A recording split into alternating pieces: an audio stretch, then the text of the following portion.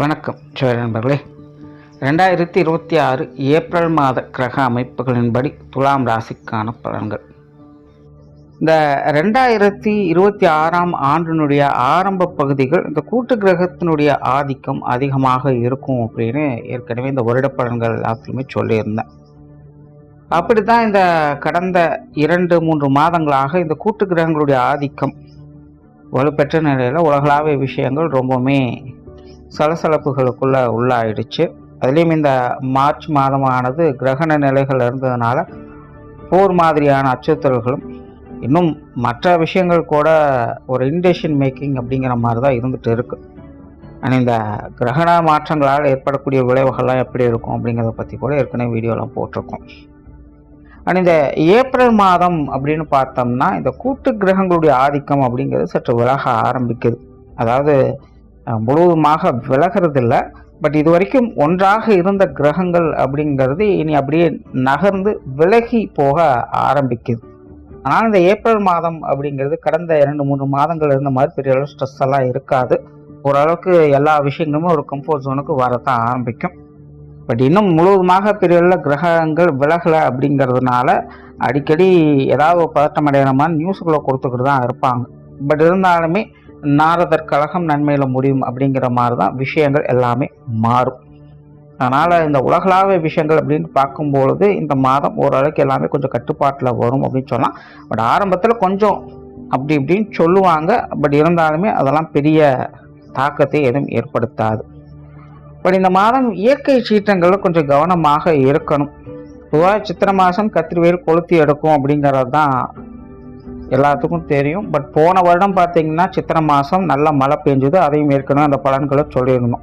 இந்த வருடமும் பார்த்தீங்கன்னா இந்த சித்திரை மாதங்களில் மழை பொழியும். பெரிய அளவில் இந்த வெயிலினுடைய தாக்கம் அப்படிங்கிறது இருக்காது. பட் சித்திரை மாதத்துக்கு முன்கூட்டியே பார்த்தீங்கன்னா இந்த வெயிலினுடைய தாக்கத்தை ஓரளவுக்கு காட்டிட்டு போயிடும்.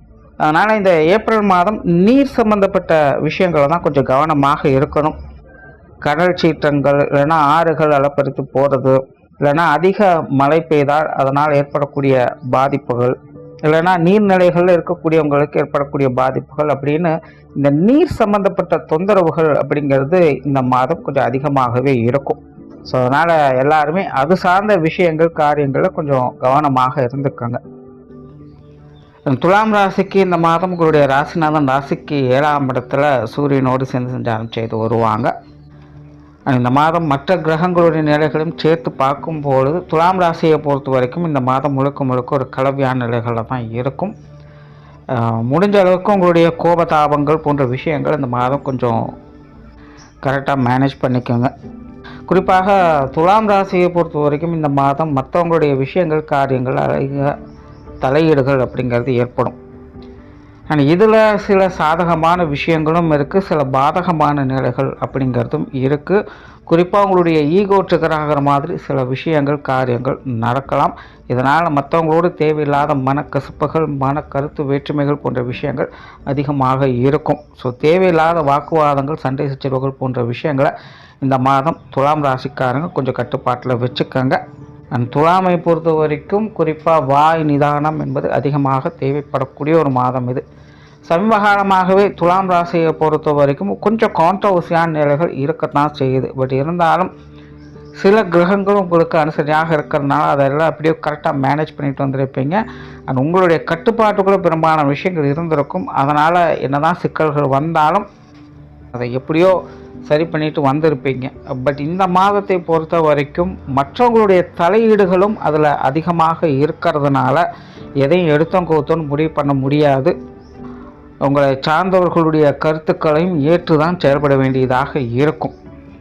அதனால் துலாம் ராசிக்காரங்க இந்த மாதம் உங்களுடைய கோபத்தாபங்களையும் வாய் நிதானத்தை கட்டுப்படுத்திக்கிறதும் அவசியமாக இருக்குது. தொழில் வேலை உத்தியோகம் சம்மந்தப்பட்ட விஷயங்கள் இந்த மாதம் ஓகே தான், பெரிய அளவில் சங்கடம் எதுவும் இல்லை. வாடிக்கையாளர் சம்மந்தப்பட்ட விஷயங்கள் பார்ட்னர்ஷிப் சார்ந்த விஷயங்கள்லாம் கொஞ்சம் சப்போர்ட்ஃபுல்லாக தான் இருக்குது. குறிப்பாக அவங்க சம்மந்தப்பட்ட விஷயங்கள் காரியங்கள் ஈடுபாடுகள் அதிகரிக்கவே செய்யும். ஸோ தொழில் வேலை உதவுவதில் பெரிய அளவில் ட்ராபேக்ஸ் அப்படிங்கிறது இல்லை. புதிய வேலை வாய்ப்புகள் தொழில் வாய்ப்புகள் போன்ற விஷயங்கள் கூட கொஞ்சம் சாதகமாக தான் இருக்குது. வெளியூர் மற்றும் வெளிநாடு சம்மந்தப்பட்ட விஷயங்களும் உங்களுக்கு கொஞ்சம் சுமூகமாக தான் இருக்குது. இப்போ துலாம் ராசியை பொறுத்த வரைக்கும் இப்போதைய நிலையில் அகலக்கால் வைக்காதீங்க, அவசரப்படாதீங்க. எதையுமே ரொம்பவுமே பொறுமையாகவும் நிதானமாகவும் டீல் பண்ணுங்க. பதறிய காரியம் சிதறி போகும் அப்படிங்கிற நிலைகளில் தான் உங்களுடைய தொழில் வேலை உத்தியோகம் அப்படிங்கிறதுக்கு. ஸோ இந்த விஷயங்களை கரெக்டாக மேனேஜ் பண்ணிட்டீங்க அப்படின்னாலே இந்த மாதம் தொழில் வேலை உத்தியோகம் சம்மந்தப்பட்ட விஷயங்கள் சிறப்பாகவே இருக்கும். பொருளாதாரம் சார்ந்த விஷயங்கள் இந்த மாதம் நிறைய ஏற்ற இறக்கங்களை சந்திக்கக்கூடிய ஒரு மாதமாக தான் இருக்குது. நார்மலாகவே இந்த காசு பண சமாச்சாரங்கள் அப்படிங்கிறது துலாம் ராசிக்கு பல காலங்களாக சொல்லிட்டு தான் இருக்கேன். பொருளாதாரத்தை பொறுத்த வரைக்கும் இல்லாதவங்களுக்கு இல்லையே அப்படிங்கிற பிரச்சனை இருக்குன்னா, இருக்கிறவங்களுக்கு அதெல்லாம் இருக்கிறதுனாலேயே பிரச்சனை அப்படிங்கிற சூழ்நிலை தான். ஸோ இந்த காசு பண விஷயங்கள் ரொம்பவுமே தொந்தரவாக தான் போய்கிட்டு இருக்குது. அதில் இந்த மாதம் குறிப்பிடத்தக்க ஒரு மாதமாக தான் இருக்குது. பண வரவுகள் அப்படிங்கிறதும் இருக்கும், அதே நேரம் பண விஷயங்களால் தொந்தரவுகள் அப்படிங்கிறதும் இருக்கும். ஸோ இந்த காசு பண விஷயங்களை அகலக்கால் வைக்காதீங்க. கடன் சார்ந்த விஷயங்களை தேவையில்லாமல் மாட்டிக்கொள்ளாதீங்க. கொடுப்பதானாலும் சரி, வாங்குவதானாலும் சரி. குறிப்பாக இந்த பொருளாதார விஷயங்களில் வாக்குவாதங்களை தவிர்த்துக்கிறதும் மிக மிக நல்லது. குறிப்பாக இந்த பொருளாதார விஷயங்களில் சில சங்கடங்களை பார்த்து பின்பு வெளிவரக்கூடிய நிலை அப்படிங்கிறது துலாம் ராசிக்காரங்களுக்கு உண்டு. ஏதோ ஒரு வகையில் யார் மூலமாகவும் இந்த காசு பண விஷயங்களால் மனஸ்தாபங்கள், சண்டை சச்சரவுகள் அப்படிங்கிறது வந்து போகவே செய்யும். ஸோ பெரிய அளவில் வளர்த்துக்காதீங்க. ஆரம்பத்தில் அதெல்லாம் கொஞ்சம் கரெக்ட் பண்ணிக்கங்க. அண்ட் கடன் சார்ந்த விஷயங்களை முற்றிலுமாக தவிர்த்துக்கிறது நல்லது. சொத்து சுகங்கள், வாகன ரீதியான விஷயங்களும் கிட்டத்தட்ட அப்படி தான். ஆல்ரெடி இந்த விஷயங்கள்லாம் கொஞ்சம் பஞ்சாயத்துக்களை தான் போய்கிட்டு இருக்குது. வீடு நிலவரங்கள் சம்மந்தப்பட்ட விஷயங்கள், வாகன ரீதியான விஷயங்கள் எல்லாமே ஏதோ ஒரு வகையில் கொஞ்சம் சிக்கலாகத்தான் போய்கிட்டு இருக்குது. இருந்தாலும் அப்படி இப்படின்னு எப்படியும் மேனேஜ் பண்ணிட்டு வந்துட்டுருக்கீங்க. இந்த மாதம் இது சார்ந்த விஷயங்கள் கொஞ்சம் கவனம் தேவை. இந்த பாகப்பிரிவினை போன்ற விஷயங்கள்லாம் பேச்சுவார்த்தைகள் கொஞ்சம் தவிர்த்துக்கங்க. எதுவாக இருந்தாலும் அப்புறம் பார்த்துக்கலாம் அப்படின்னு கொஞ்சம் காலம் தாழ்த்தி எதாக இருந்தாலும் செய்யுங்க. சொத்து சுகங்கள் வகையில் பெருசாக அவசரப்படாதீங்க. மிக மிக கவனமும் நிதானம் தேவைப்படக்கூடிய ஒரு மாதமாக தான் இருக்குது. குடும்ப விஷயங்கள், காரியங்கள், வாக்குவாதங்கள் முற்றுமாக தவிர்த்துக்குங்க. தேவையில்லாத சண்டை சச்சரவு, மனஸ்தாபங்கள் அப்படிங்கிறது வந்து தீரவே செய்யும். ஸோ குடும்ப உறவுகளுக்குள்ளே சின்ன சின்ன கான்ட்ரவர்சியான விஷயங்கள் தவிர்க்க முடியாததாக இருக்குது. இந்த ஒரு விஷயங்களை கரெக்டாக மேனேஜ் பண்ணிக்கோங்க. மற்றபடி குடும்ப விஷயங்கள், காரியங்கள் சிறப்பாகவே இருக்கும். குடும்பத்துக்குள்ளே கொஞ்சம் விரயங்கள், செலவுகள், அலைச்சல்கள் போன்ற விஷயங்கள் இருக்கும். பட் இருந்தாலும் தேவையின் அடிப்படையில் இந்த விஷயங்கள் இருக்கிறதுனால பெரிய அளவு சங்கடம் இல்லை. ஆனாலும் குடும்ப விஷயங்கள், காரியங்கள் சுமூகமான நிலைகள் இருக்காது அப்படிங்கிறது இங்கே கவனமாக பார்க்கணும். குடும்ப உறவுகளே கூட எப்போ வேணாலும் எப்படி வேணாலும் மாற்றி மாற்றி பேசுவாங்க. ஸோ அதெல்லாம் முழுமையாக எதையுமே நம்பி செயல்பட முடியாத சூழ்நிலைகள் தான் இருக்குது. ஸோ குடும்ப விஷயங்கள், காரியங்களாகட்டும், குடும்ப உறவுகள் சம்மந்தப்பட்ட விஷயங்களாகட்டும் கொஞ்சம் இதாக இருந்து செயல்படுங்க. குறிப்பாக இது எல்லாமே இந்த பேச்சுவார்த்தைகள் விஷயங்கள் கான்ட்ரவர்சி ஆகாமல் பார்த்துக்கிறது நல்லது. திருமண அமைப்புகள், புத்திரபாக்கிய அமைப்புகள், கணவன் மனைவி உறவுகள் எல்லாமே ஓரளவுக்கு சாதகமாக தான் இருக்கும். இது சார்ந்த விஷயங்களும் கொஞ்சம் டென்ஷன், அலைச்சல் தரக்கூடிய விஷயங்களும் உண்டு. உடல்நலம் சார்ந்த விஷயங்களும் துலாம் ராசிக்காரங்க மிகுந்த கவனம் என்பது தேவை. நிறைய பேருக்கும் மருத்துவ விரயங்கள் தவிர்க்க முடியாததாக இருக்கலாம். சிலருக்கெல்லாம் பழைய பிரச்சனைகளை திரும்பவும் மறைக்கிற மாதிரி கூட இருக்கலாம்.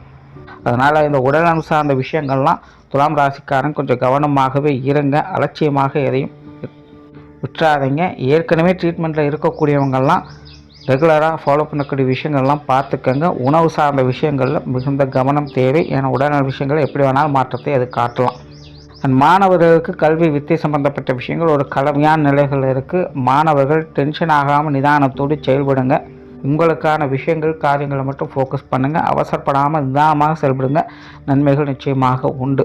ஸோ ஓவராலாக துலாம் ராசியை பொறுத்த வரைக்கும் இந்த மாதம் ஒரு கலவையான நிலைகளில் தான் இருக்குது. காரியங்களில் ரொம்பவுமே பரபரப்பாக இருந்துட்டு வருவீங்க. பட் பதறிய காரியம் சிதறி போகும் அப்படிங்கிறத மனசில் வச்சுக்கோங்க.